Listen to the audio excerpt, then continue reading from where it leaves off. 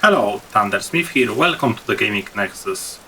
What you just heard were sounds of the character I am playing with during this showcase of the vintage story game, something like Minecraft, but a more closer to Minecraft mod, Terrafirmacraft. If you want to see if wolves ate me, stay with me. Okay, so first few words about what I'm currently doing. I'm running around trying to collect some rocks, find some branches or wood, just sticks, because I want to craft my first tools. If you ever played Terrafirmacraft, you know that you need to knap your tools out of stone, and also you need some sticks to put the stone endings on the stick to actually craft the tool. So I'll need some axe, I'll need some shovel, and so on. So I'll be crafting my first tools.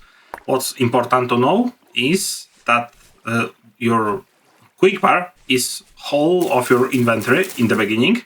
So don't collect too many things because you will lack space in the inventory later on. So collect the most important things first.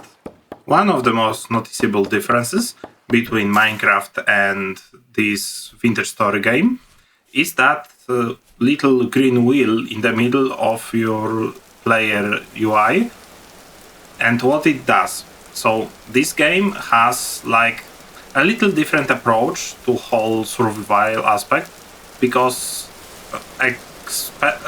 except food and health, you have something like temporal stability, and this wheel shows you how stable is the region you are in. And if your temporal stability falls too much, there will start appearing some monsters around you, and lower it is, the stronger the monsters. So avoid losing all your temporal stability because it will cause you to quickly be surrounded by monsters. Another thing worth noting about this game is that your character is very delicate. So yeah, maybe you have a lot of health, but it only looks like a lot of health. It's 14 points of health. So each rectangle on the red bar is single point of health that you have. So first, it's not that much. Second, you'll lose them almost instantly. So yeah, in the beginning, especially when you don't have any armor, treat yourself as a very delicate object and avoid fighting because you will quickly be dead. Let's discuss a few words about lore of this game. Don't worry, no spoilers, I will not be deep diving into the lore. I'm only telling you what you can easily find out by playing the game early on. Not really what you can gather later on, but only the top of the iceberg. So it seems that our character is found himself or herself in a world after the civilization, so it's post-apocalyptic game, and it seems that the apocalypse were some kind of strange creatures that appear during events called temporal storms. Even in this playthrough, you can see when I open the chat on the left downside here, there is note that next temporal storm is in 13 days. So I will need to prepare for that before it approaches. Because during the temporal storm, the monsters can spawn basically anywhere they want. So if there is a space for the monster, he will spawn there. So it's important to prepare for yourself really tiny room with only space for yourself and lock yourself out in this room because otherwise during temporal storm monsters can spawn inside your home and that's not really good. And the monsters are very, very strong and can kill you in one shot. So that's not really helping with playing the game. But I'm telling a lot that the game is hard. It is, but it also can be very rewarding once you collect first metals and start preparing armor from metal or even from like skins. But let's be real, if you don't have armor, like real armor, gathering skins is super hard. So I can I can't recommend you that. Unless, of course, you use some kind of traps or something. I don't know. I've seen that there is some kind of trap you can build. How does it work? I'm not sure. So you have to check out by yourself. For anyone wanting to play the game, I'm warning you that the game requires some, well, a lot of dedication, let's say, because you need to spend a lot of time to actually achieve something in this game, because all the different processes, especially connected with metal processing, are very time consuming, very slow, and very low rewarding. So like you have to grind very hard to actually, for example, craft yourself full metal armor, because it's like super hard and requiring, I guess, something around 70 ingots of metal, so like a lot. Yeah, so be sure you have time to play the game. Okay, let's concentrate on the pig that is trying to kill me. It will...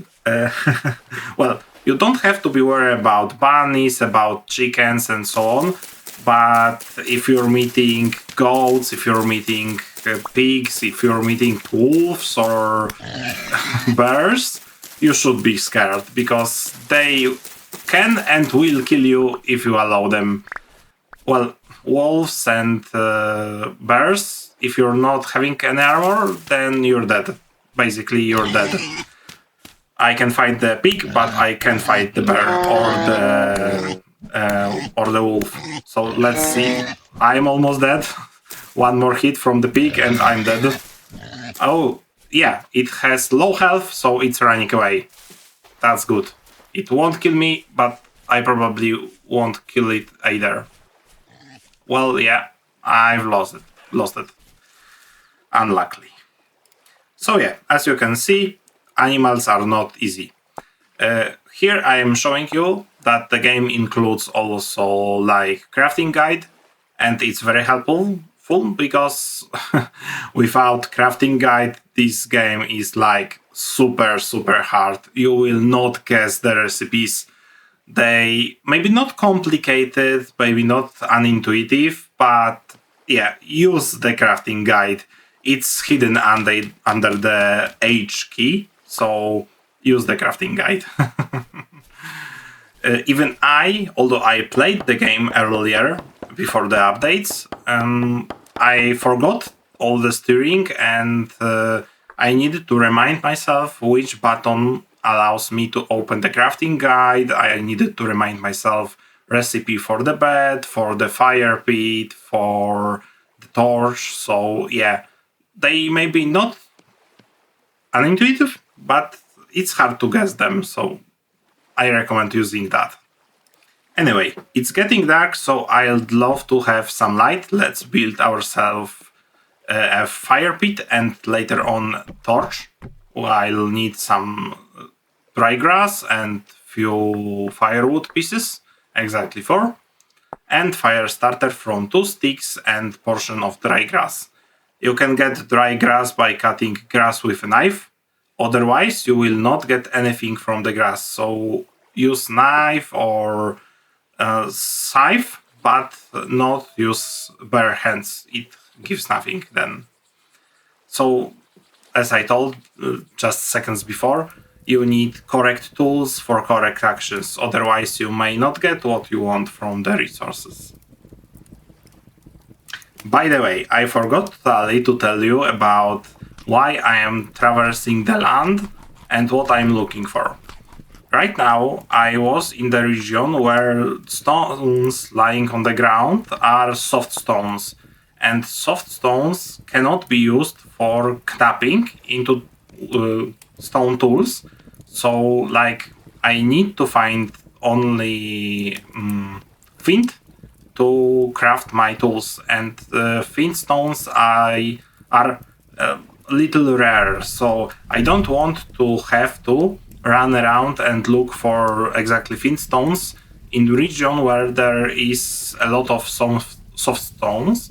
So I'm hoping to change region into something different, especially the base rock to change, because then I can easily gather hard stones from the ground and I don't have to collect flint, because I can use the hard stones instead. For the whole way up until now, I was eating raw food. And right now, when I found some clay, I wanted to change that by crafting and firing cooking pot, so I'll be able to cook my food. Unluckily, all the food I'm having with myself is mostly fruit, and they're not really useful for cooking. You can do some alcohol from them, you can create some jams or something, but you need sugar for the jams, and also you need sugar for the alcohol, so yeah, I won't be doing that shortly. Yeah, so I'm crafting cooking pot anyway, just because I wanted to show you the like clay shaping mechanics and firing clay mechanics. So right now I'll be shaping cooking pot 4 at a time, because I want all of them. Again, mechanics is very similar to the Minecraft Terrafirmacraft mod. Only difference is that in Vintage Story you actually shape the clay in the 3D shape using different tools, so you can create the item you want. Otherwise, well, differently from the Terrafirmacraft, where you used only like flat shape to craft what you wanted from the clay, and it just appeared in your inventory. But firing clay works almost exactly the same. So you need to make hole in the ground, you need to place your clay items in the hole, then you need to fill the hole with dry grass, sticks and firewood, and fire the hole and let it burn for around a day. And once it burns out, your clay should be ready. So that's that. And I'll be doing that in a second.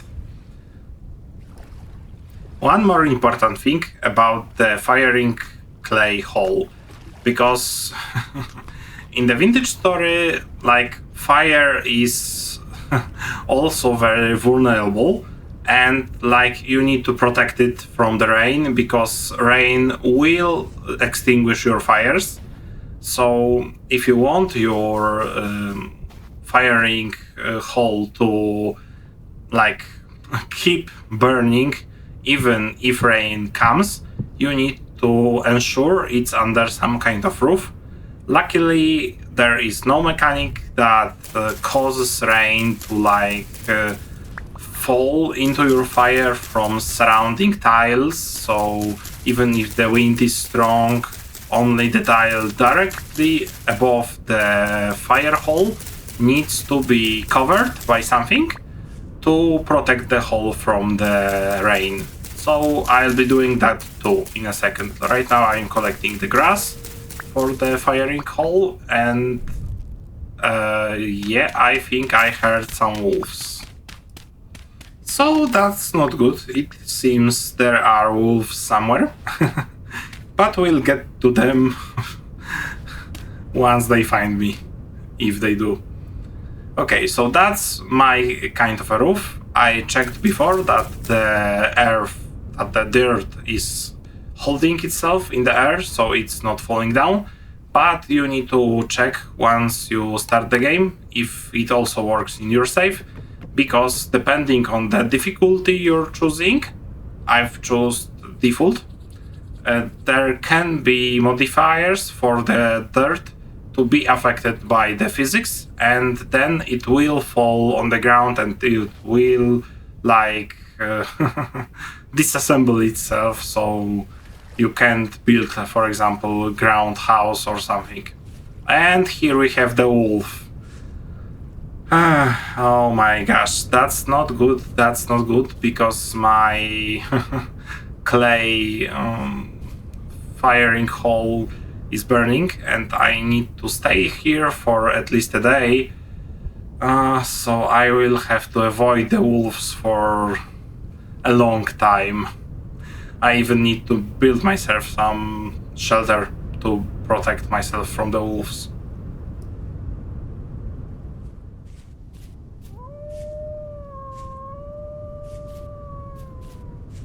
Wolves really want to be noticed. Oh, by the way, one more thing I just reminded myself. It's not really worth to like hunt wolves or bears, because there are two different kinds of meat in Vintage Story. There is like bushmeat, and it's a meat from predators, so like from wolves, from bears, from I think foxes, or yeah, from foxes. And there's like normal meat, and it's from goats, from pigs, and so on. So it's not worth to hunt predators because bushmeat is really terrible for eating. It doesn't fill your food meter so much. You need to cook it one by one over the fire just to be edible, and that's not really worth the effort. Okay, if you have to get rid of the predators and in the way you achieve the possibility to get the meat and get the meat, the bushmeat, then yeah, then process it and use it as a small food item. But if you need food, don't depend on predators because they're terrible source of food. It's just good to get rid of them.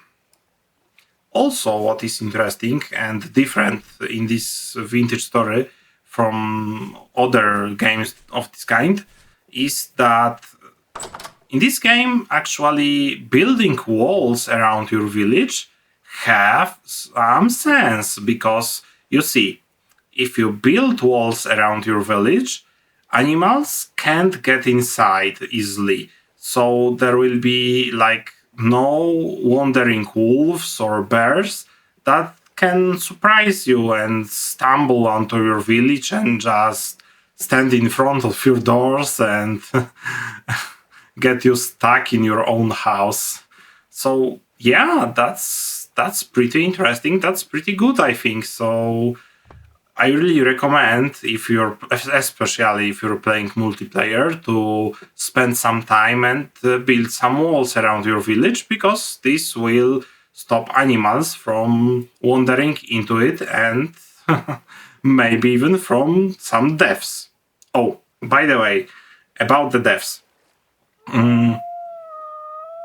Yeah, wolves, I know you're there. Shut up.